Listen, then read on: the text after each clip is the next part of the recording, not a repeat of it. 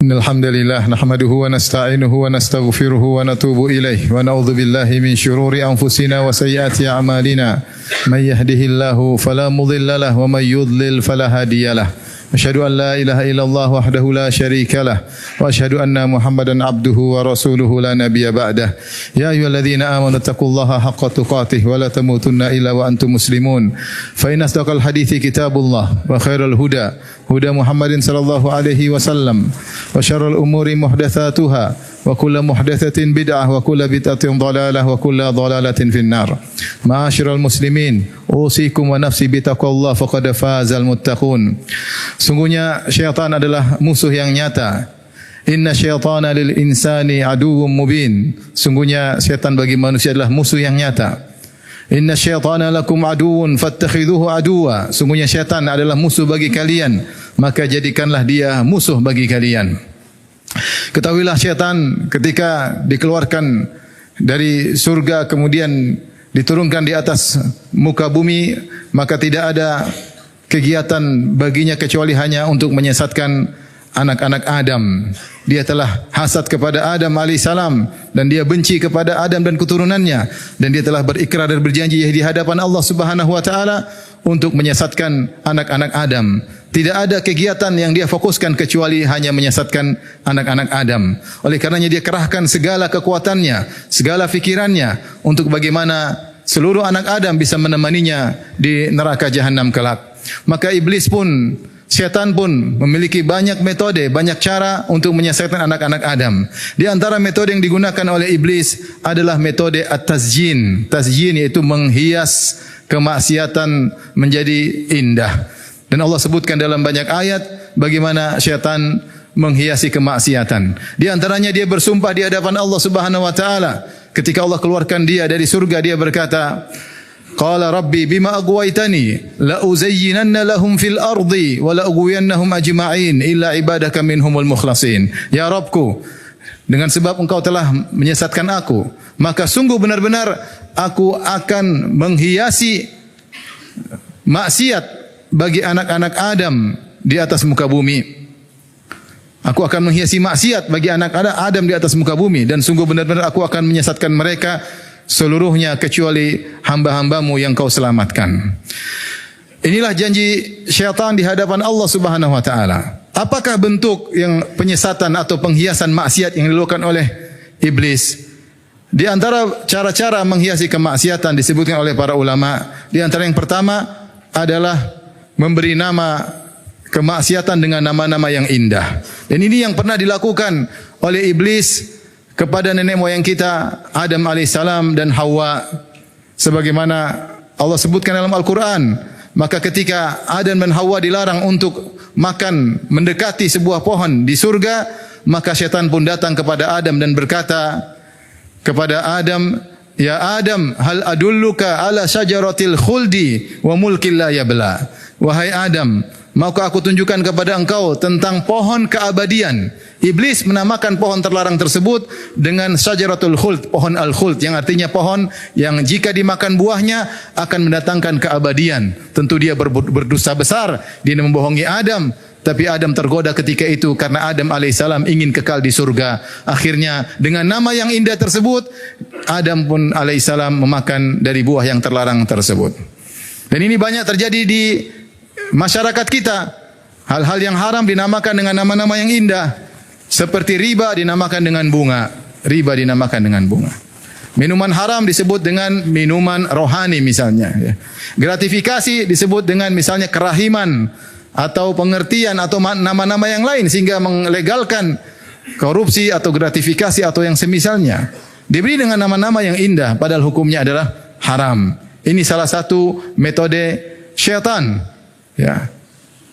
Seperti kemarin ada visa korupsi untuk haji dinamakan dengan visa percepatan, padahal visa gratisan. Padahal visa gratisan dinamakan dengan visa percepatan agar orang tidak tahu bahwasanya mereka bayar karena percepatan, padahal itu visa gratis tambahan dari pemerintah Arab Saudi untuk diberikan kepada jamaah haji. Namun dinamakan dengan visa percepatan, sehingga akhirnya disangka korupsi tersebut menjadi halal karena ada percepatan. Demikianlah metode syaitan untuk menipu masyarakat dengan memberi nama-nama yang indah pada hal-hal yang diharamkan oleh Allah Subhanahu wa taala.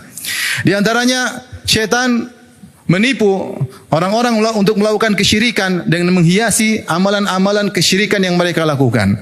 Seperti yang Allah sebutkan tentang Ratu Bilqis, yang dimana ketika itu Ratu Bilqis dan masyarakatnya menyembah matahari. Allah berfirman, wa zayyana lahumu syaitanu a'malahum fasaddahum 'anis sabil fahum la yahtadun.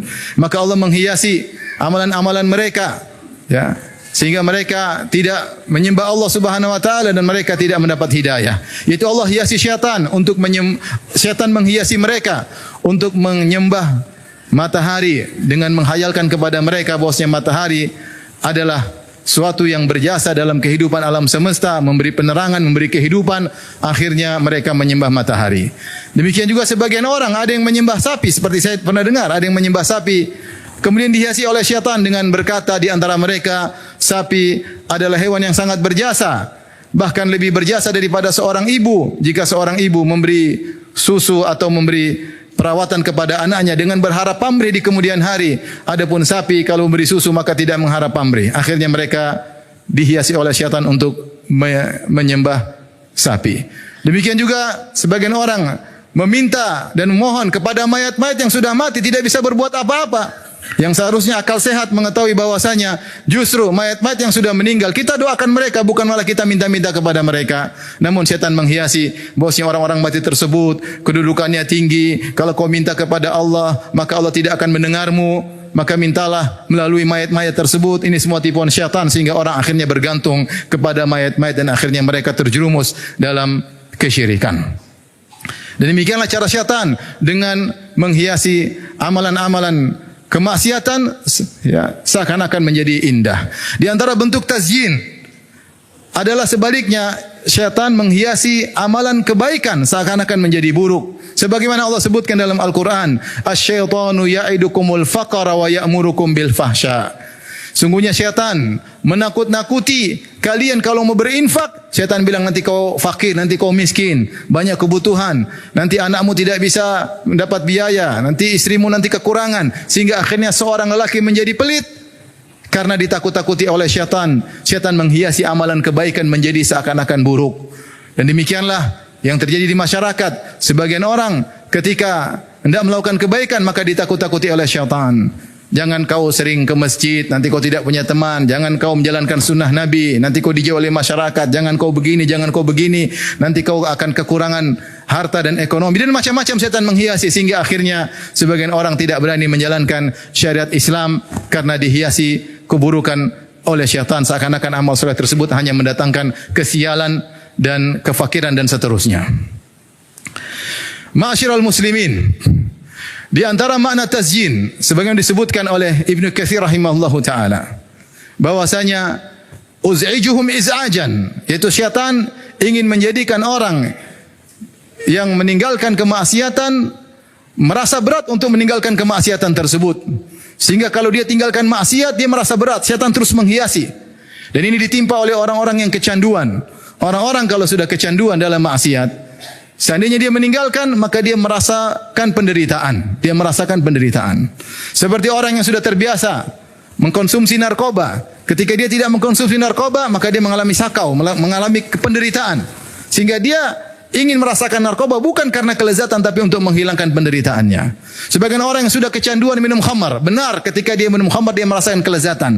Namun ada suatu masa di mana ketika kalau dia tidak minum khamar dia merasakan penderitaan. Dia harus minum khamar supaya menghilangkan penderitaan tersebut. Syaitan buat dia gelisah kalau tidak melakukan maksiat. Orang suka berzina, benar ketika berzina melakukan kelezatan, dia merasakan kelezatan. Tapi ketika tidak berzina dia merasa susah, dia merasa sulit. Kenikmatan yang jelas di hadapan matanya dengan istrinya tidak dia rasakan sama sekali, hilang kelezatan tersebut sehingga dia mencari kelezatan berikutnya. Kalau dia tidak berzina, dia maka akan merasa kesengsaraan. Orang terbiasa nonton film atau nonton film porno, maka kalau dia tidak menonton, dia merasa gelisah dan sengsara. Setan membuat dia terusik, gelisah sehingga dia tidak bisa tenang kecuali dia menonton film yang diharamkan oleh Allah Subhanahu wa taala. Dan demikianlah berbagai macam kemaksiatan. Ya. Karena telah dihiasi oleh syaitan, sehingga kalau dia tidak bermaksiat, maka dia akan mengalami penderitaan. Aqulu qouli hadza astaghfirullah li wa lakum wa lisal muslimin kulli dhanbin wa khati'ah fastaghfiruhu innahu huwal ghafurur rahim.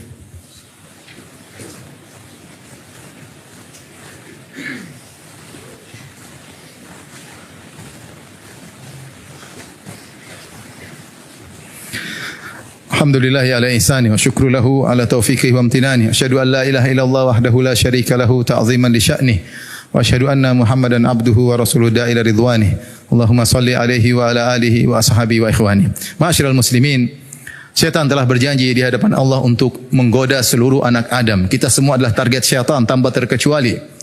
Dan dia telah ikrarkan dalam beberapa ayat, Allah sebutkan di antaranya, dia berkata, la aqudanna lahum siratakal mustaqim. Sungguh ya Allah, demi Allah, kata syaitan di hadapan Allah, benar-benar aku akan menghalangi manusia dari jalan menuju jalanmu yang lurus. Thumma la'atiyannahum min baini aydihim wa min khalfihim wa an aymanihim wa an syama'ilihim wa la tajidu aktsarahum syakirin. Aku akan goda mereka dari depan, dari belakang, dari kanan, dari kiri, dari seluruh arah aku akan menggoda mereka. Kemudian syaitan berkata dengan pedenya, wa la tajidu aktsarahum syakirin. Ya Allah, engkau akan dapati kebanyakan mereka tidak bersyukur. Dalam ayat yang lain, syaitan berkata, qala ara'aitaka hadzal ladzi karramta alayya la in akhartani ila yaumil qiyamati la ahtanikanna dzurriyyatahu illa qalila. Kata Allah di hadapan, kata syaitan di hadapan Allah, ya Allah, inikah Adam yang kau muliakan dia di atas diriku? Kalau kau berikan aku kesempatan sampai hari kiamat untuk menggodanya, aku akan menggoda anakku turunannya dan mereka tidak ada yang selamat kecuali hanya sedikit. Jadi syaitan telah bersumpah, yang selamat hanya sedikit. Apa yang terjadi? Allah sebutkan dalam surat Saba, wa laqad saddaqa alaihim iblisu dhannahu fattaba'uhu illa fariqam minal mu'minin. Sungguh persangkaan iblis telah benar terhadap mereka, anak-anak Adam. Maka kebanyakan mereka mengikuti iblis kecuali sekelompok dari kaum mukminin. Ternyata yang selamat cuma sedikit. Makanya Allah berfirman, wa qalilun min ibadiyas syakur. Hanya sedikit yang bisa selamat dari godaan syaitan. Kenapa? Godaannya sangat banyak. Apa yang saya sebutkan tadi di awal khutbah hanyalah salah satu dari metode syaitan, metode tazyin. Dan dia masih punya banyak metode-metode. Dan syaitan ahli dalam menggoda manusia. Dia sudah berpengalaman ribuan tahun. Dia tahu bagaimana menggoda masing-masing kita. Oleh karenanya bagaimana cara selamat? Bagaimana jalan keselamatan? Syaitan sendiri telah berkata, la ughwiyannahum ajma'ina illa ibadaka minhumul mukhlasin. Aku sungguh akan menyesatkan mereka seluruhnya, seluruh anak-anak Adam, kecuali hamba-hambamu ya Allah al-mukhlasin yang kau selamatkan. Firman Allah al-mukhlasin dibaca dalam dua qiraah. Ada qiraah illa ibadaka minhumul mukhlasin, kecuali hamba-hambamu yang kau selamatkan, dan dalam qiraah illa ibadaka minhumul mukhlisin, kecuali hamba-hambamu yang ikhlas. Maka inilah dua cara agar selamat. Yang pertama, senantiasa bersandar kepada Allah. Kita ini lemah. Kita ini lemah. Tidak bisa kita pede dengan iman kita. Kita tidak bisa pede dengan ilmu kita. Syaitan dengan berbagai macam metodenya menggoda, seorang bisa terjatuh kapan saja. Syaitan tahu si fulan terjatuh dengan harta, si fulan terjatuh dengan wanita, si fulan terjatuh dengan jabatan, si fulan terjatuh dengan ini. Syaitan tahu bagaimana cara menggoda manusia. Maka tidak ada jalan lain kecuali seorang banyak berzikir kepada Allah dan mengingat Allah Subhanahu wa taala. Oleh karenanya Allah sebutkan orang bertakwa ketika digoda oleh syaitan dia sadar. Innal ladzina taqaw idza massahum ta'ifun minasyaitani tadzakkaru fa idzahum mubsirun. Sungguhnya orang-orang bertakwa, kalau dia merasakan was-was godaan dari syaitan, tiba-tiba ada gelitikan di hati untuk melakukan maksiat, tadzakkaru, maka dia ingat Allah Subhanahu wa taala, ingat azab Allah, ingat janji Allah di surga bagi orang yang meninggalkan maksiat, ingat azab Allah bagi orang yang melakukan maksiat. Fa idzahum mubsirun, maka tiba-tiba mereka sadar dan mereka tahu mereka dalam kesalahan. Maka jika kita merasa ada godaan syaitan menggelitiki kita untuk melakukan maksiat, menghiasi maksiat, menjanjikan yang macam-macam, segera bilang a'udzubillahi minasyaitonir rajim. Jangan pede dengan iman kita. Iman kita sangat lemah kalau tidak ditolong oleh Allah Subhanahu wa taala. Ini yang pertama. Yang kedua, dalam qiraah yang berikutnya, illa ibadaka minhumul mukhlisin, kecuali hamba-hambamu yang ikhlas. Orang yang ikhlas akan mudah selamat dari godaan syaitan. Ikhlas itu apa? Beribadah hanya kepada Allah Subhanahu wa taala, tidak mengharap pujian dari manusia, tidak mengharap pengakuan dari manusia, tidak menanti pujian dari manusia, tidak mengharap sanjungan dari makhluk. Dia hanya berharap ganjaran dari Allah. Dia hanya mencari muka kepada Allah Subhanahu wa taala. Latih diri kita dalam melakukan ibadah apapun hanya mengharap wajah Allah Subhanahu wa taala. Maka siapa yang ikhlas, dia akan mudah diselamatkan oleh Allah dari godaan-godaan syaitan. Kebanyakan kita terjatuh, tersungkur dalam godaan syaitan, pasrah, tunduk, ditawan oleh syahwat, ditawan oleh syaitan. Kenapa? Mungkin sering kita beribadah hanya karena riya, ingin dipuji, ingin disanjung, ingin disebut-sebut, pencitraan, kepentingan duniawi dan lainnya. Semoga Allah menyelamatkan kita semua dari godaan syaitan. Innallaha malaikatahu yusalluna 'alan nabi ya ayyuhalladzina amanu sallu alaihi wa sallimu taslima.